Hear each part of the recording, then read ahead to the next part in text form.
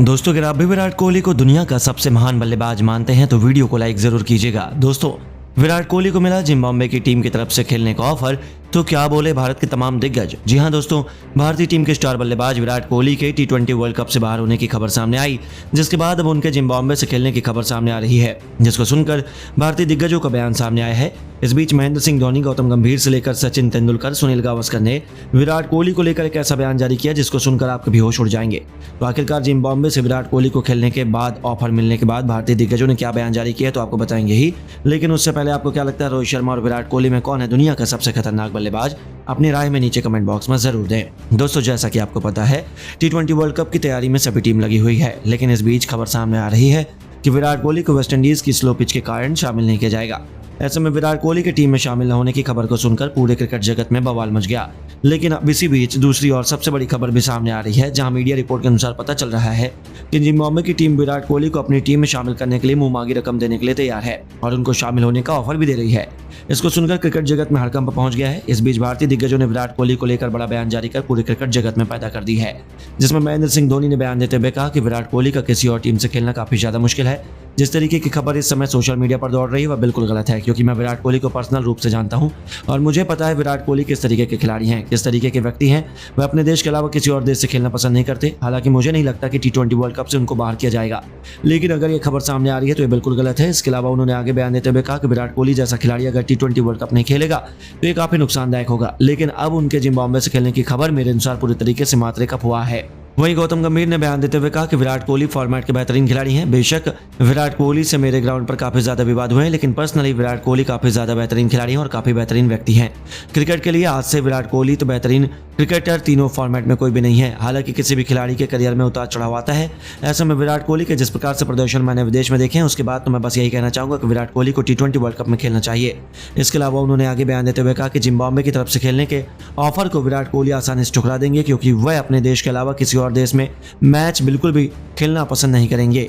वहीं सुनील गावस्कर ने बयान देते हुए कहा कि विराट कोहली ने बेहतरीन बल्लेबाज कोई भी नहीं है। हालांकि T20 वर्ल्ड कप में उनको न खेलना भारतीय टीम को काफी ज्यादा नुकसान पहुंचाएगा, लेकिन अब उनके जिम्बाब्वे से न खेलने की खबर सुनकर मैं काफी ज्यादा हैरान हूं। हालांकि अभी तक आधिकारिक रूप से यह स्पष्ट नहीं हुआ है कि Virat Kohli T20 world cup में भारतीय टीम के हिस्सा होंगे या नहीं, लेकिन मुझे पता है कि विराट कोहली अगर T20 वर्ल्ड कप नहीं खेलेंगे तो किसी और देश में उनका खेलना मुश्किल है। इसके अलावा उन्होंने आगे बयान देते हुए कहा कि विराट कोहली अगर जिम्बाब्वे की तरफ से खेलते हैं तो यह भारतीय क्रिकेट के लिए सबसे बड़ा दिन रहेगा, क्योंकि इस तरीके की घटना मात्र एक घटना नहीं होती बल्कि किसी भी क्रिकेट टीम के लिए दुर्भाग्यपूर्ण बात रहती है। वहीं सचिन तेंदुलकर ने बयान देते हुए कहा विराट कोहली ने बेहतरीन बल्लेबाजी पूरी दुनिया में कोई भी नहीं है। T20 वर्ल्ड कप में उनके बिना खेल पाना काफी ज्यादा मुश्किल है। हालांकि अभी तक BCCI ने कुछ भी स्पष्ट नहीं किया, लेकिन एक बात कंफर्म है कि Virat Kohli T20 world cup में खेलेंगे तो सिर्फ भारतीय टीम की तरफ से खेलेंगे, अन्यथा किसी और टीम की तरफ से वह खेलते हुए दिखाई नहीं देंगे। इसके अलावा उन्होंने आगे बयान देते हुए कहा कि विराट कोहली के बिना दुनिया की कोई भी टीम T20 नहीं बन सकती। ऐसे में अगर जिम्बाब्वे की टीम उनको शामिल करने के बारे में सोच रही है तो वह बिल्कुल बेबुनियाद है, क्योंकि मेरा मानना है कि विराट कोहली कभी भी अपने देश को छोड़कर किसी और टीम में नहीं खेलेंगे, क्योंकि वह अपने देश से खेलने से सबसे बड़ा सपना साबित होता है। तो दोस्तों आपको क्या लगता है विराट कोहली जिम्बाब्वे की तरफ से खेलते हुए हमें दिखाई दे सकते हैं या नहीं? अपनी राय में नीचे कमेंट बॉक्स में जरूर दें। दोस्तों इंडिया इंग्लैंड के बीच पहले T20 में हुआ कुछ ऐसा, पलट गया है 16 सालों का इतिहास। जहां रोहित ने पहले अपने बल्ले से शतक ठोका तो फिर आखिरी ओवरों में सूर्या और रिंकू के तूफान ने टीम इंडिया की धमाकेदार वापसी कराई। तो आखिर क्या कुछ हुआ? अंतिम गेंद तक चले इस ऐतिहासिक महामुकाबले में कैसे आखिरी ओवर में 19 रन चेस करते हुए भी भारतीय टीम ने इंग्लैंड की कमर तोड़कर रख दी। अंतिम गेंद में जब 4 रन चाहिए थे और कौन सी टीम मार पाई इस मुकाबले में बाजी? क्या भारत ने हासिल की एक धमाकेदार जीत? रोंगटे खड़े कर देने वाले इस मुकाबले की पूरी हाईलाइट का वीडियो हम आपको दिखाएंगे, लेकिन उससे पहले आपको क्या लगता है कि सूर्या, रिंकू और रोहित में कौन सबसे बेहतरीन बल्लेबाज है? नीचे कमेंट करके जरूर बताएं। दोस्तों टेस्ट सीरीज में 4-1 से धूल चटाने के बाद अब T20 सीरीज में इंग्लैंड टीम इंडिया से बदला लेना चाहती थी। वानखेड़े स्टेडियम पूरी तरीके से तैयार था इस रोमांचक मुकाबले की मेजबानी करने के लिए। इस महामुकाबले में जब सिक्का उछला तो किस्मत चमकी कप्तान रोहित शर्मा की। उन्होंने टॉस जीतकर मेहमानों को पहले बल्लेबाजी करने का न्योता दिया था। इंग्लैंड के बल्लेबाजों को लगा था कि वो अपनी खौफनाक बल्लेबाजी से टीम इंडिया को कड़ी टक्कर दे सकते हैं, लेकिन इंग्लैंड कुछ ऐसा कर जाएगा उसकी उम्मीद तो शायद किसी ने भी नहीं की थी। पारी की शुरुआत करने आए कप्तान जॉस बटलर ने शुरू से ही भारतीय गेंदबाजों को रिमांड पर लेते हुए केवल 29 गेंदों में ही अपना तूफानी अर्धशतक पूरा कर भारतीय टीम के पसीने छुड़ा दिए थे। हालांकि राहत की बात यह थी कि रोहित के तुरुप किक के अर्शदीप सिंह का जादू एक बार फिर चल गया। अपने रफ्तार के खौफ से उन्होंने इंग्लैंड के टॉप ऑर्डर को तहस नहस कर दिया था। अर्शदीप के साथ मिलकर रवि बिश्नोई ने एक के बाद एक लगातार 4 विकेट चटकाकर इंग्लैंड की कमर तोड़ दी थी। एक समय तो ऐसा लगा था कि वो 100 रनों तक भी नहीं पहुंच पाएंगे, लेकिन उनके लिए मुश्किल की घड़ी में संकट मोचन बने उनकी टीम के सबसे बड़े टी20 खिलाड़ी सैम करन। इस दिग्गज खिलाड़ी ने अपनी टीम को संभालने की जिम्मेदारी अपने कंधों पर उठाई और टीम इंडिया के गेंदबाजों की धज्जियां उड़ानी शुरू कर दी। आवेश से लेकर बिश्नोई, अर्शदीप सभी की जमकर पिटाई करते हुए करन ने भी केवल 30 गेंदों पर अपना अर्धशतक पूरा किया था। उसके बाद भी इस खिलाड़ी ने रुकना जरूरी नहीं समझा। दूसरी तरफ से उन्हें किसी का साथ नहीं मिला, लेकिन अंत तक नाबाद रहते हुए उन्होंने 40 गेंदों पर 71 रनों की तूफानी पारी खेली, जिसमें 8 खौफनाक छक्के शुमार थे। इसके दम पर उन्होंने इंग्लैंड की पारी को 20 ओवरों में 216 रनों तक पहुंचा दिया था। जी हां दोस्तों, मुकाबले में बहुत आगे लग रही टीम इंडिया अचानक से पिछड़ चुकी थी। भारत के लिए सर्वाधिक विकेट अर्शदीप सिंह ने हासिल किए। उन्होंने 4 बल्लेबाजों का शिकार किया। अब भारतीय टीम के स्टार बल्लेबाजों पर इस लक्ष्य को जल्द से जल्द हासिल कर अपनी टीम को जीत दिलाने की अहम जिम्मेदारी थी।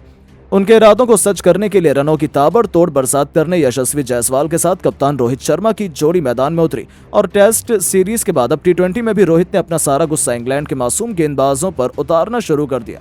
आपको बता दें, जहां एक तरफ हिटमैन ने आते ही पहली गेंद पर तूफानी छक्का बटोरकर अपना खाता खोला था, तो यशस्वी ने भी शानदार कवर ड्राइव चौका जड़कर अपनी पारी की शुरुआत की थी। इन दोनों का बल्ला पावर प्ले में जमकर गरजा। 6 ओवरों का बखूबी फायदा उठाते हुए इन्होंने अपनी टीम को 60 रनों तक पहुंचा दिया था। जीत की नींव बिछा दी गई थी। ऐसा लगा था कि अब तो टीम इंडिया को कोई हरा ही नहीं सकता है, लेकिन फिर होता इंग्लैंड की वापसी का शंखनाद। एक बार फिर चलता है मोइन अली का जादू।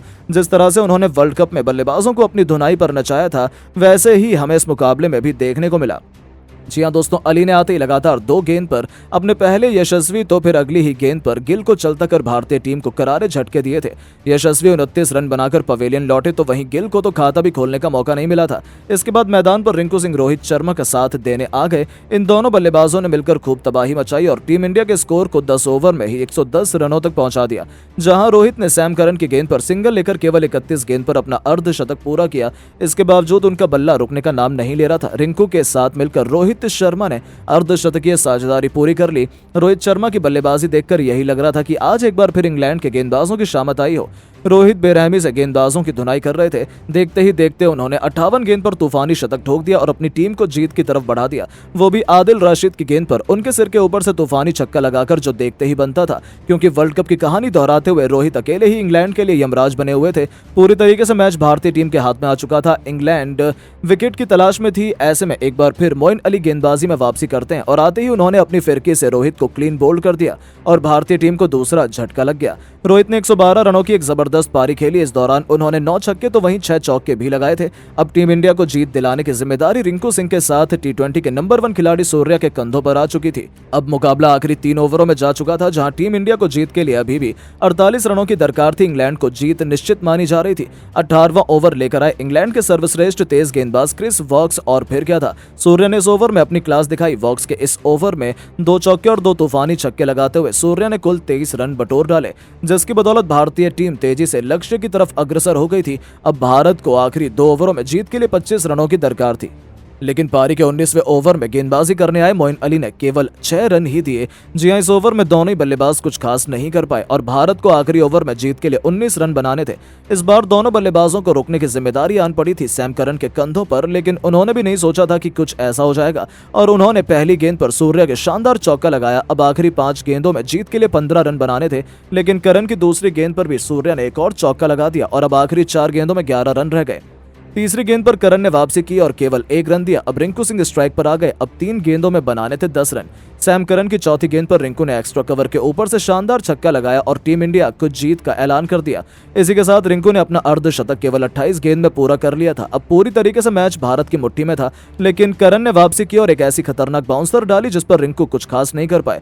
दोस्तों, अब 1 गेंद पर 4 रन बनाने थे। स्ट्राइक पर थे रिंकू। प्रशंसकों को उम्मीद थी कि वो भारत को जीत दिला देंगे। आपको बता दें, सैम करन ने इस पर परफेक्ट यॉर्कर डाली। ऐसा लगा था कि इंग्लैंड जीत गया, लेकिन फिर रिंकू के बल्ले से बिजली कौंधी। माही के अंदाज में उन्होंने मिडॉन के ऊपर से ऐसा हेलीकॉप्टर शॉट जड़ा कि गेंद देखते ही देखते हवा में कब गायब होकर स्टेडियम के पार चली गई, पता ही नहीं चला। और इस गगनचुंबी छक्के की बदौलत रिंकू सिंह ने एक मस्ट विन मुकाबले में टीम इंडिया को न केवल जीत दिलाई, बल्कि इंग्लैंड के घमंड को चूर चूर कर नया इतिहास लिख दिया।